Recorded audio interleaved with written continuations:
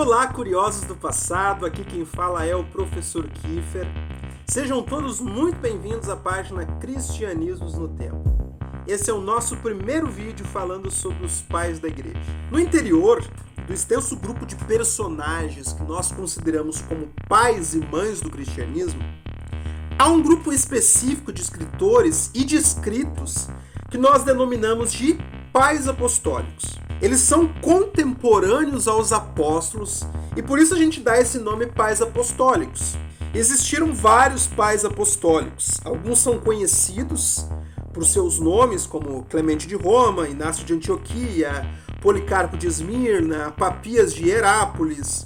E outros são mais conhecidos pelos seus escritos, como o Pastor de Hermas, a Epístola de Barnabé e, por fim, mas não menos importante, a Didaquê. Nesse vídeo nós vamos falar sobre Clemente de Roma. Como a maioria dos personagens da antiguidade, há algumas informações biográficas que são divergentes. Então, há quem diga que Clemente de Roma era Flávio Clemente, que era parente de Vespasiano e cônsul do imperador Domiciano. Ele tinha se convertido para o cristianismo e experimentado o martírio em 58 d.C. Outros vão fazer referência ao Clemente citado na carta do apóstolo Paulo aos Filipenses, no capítulo 4 e no versículo 3. Os que defendem um bispado monárquico romano no primeiro século vão defender que Clemente era sucessor de Pedro na liderança da igreja da capital do império.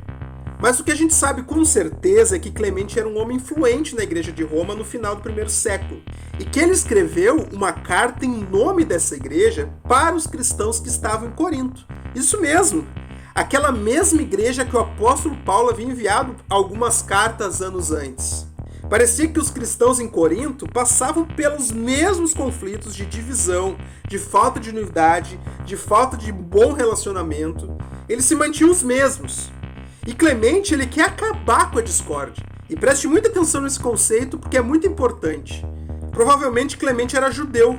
Muito dificilmente um gentil ele conheceria tão bem a Bíblia hebraica para fazer longas citações como Clemente faz e também para conhecer aqueles escritos que foram produzidos entre o final do Antigo Testamento e o Novo Testamento. Mas o que faz com que a história de Clemente seja tão importante para a história do pensamento cristão? Porque desde antes de existir algum credo, de existir alguma aceitação mais geral de uma doutrina, Clemente já desenvolvia o seu argumento com base no Pai, no Filho e no Espírito Santo, portanto na Trindade, mesmo sem citar o nome da Trindade, já dava a ideia de que Cristo era pré-existente, já defendia uma sucessão apostólica dentro da igreja. Na igreja de Corinto, os presbíteros mais novos haviam substituído os presbíteros mais velhos. Talvez para quem estava em Corinto, isso era algo natural, normal de acontecer.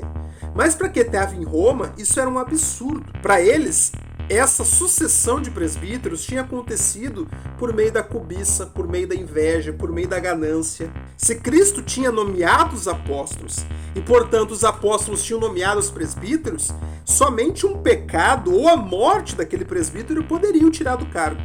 Filosoficamente, os habitantes de Roma eram muito influenciados pelo estoicismo. Clemente, mesmo sendo cristão, era um homem de seu tempo. Para os estoicos, o universo ele tinha sido criado em harmonia.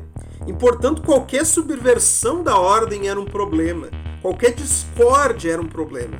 Outra expressão cultural que Clemente vai utilizar na sua carta é o mito da fênix, aquele animal que renasce das cinzas. Isso aconteceria também com aqueles mortos queimados nas perseguições.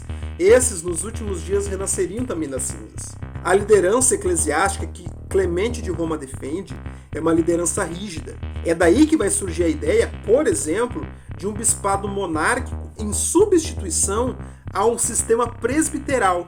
Para mais vídeos como esse aqui, nos siga nas redes sociais, YouTube, Facebook, Instagram, e nos ajude compartilhando, curtindo o vídeo, comentando. Em breve, muitas novidades para vocês. Valeu!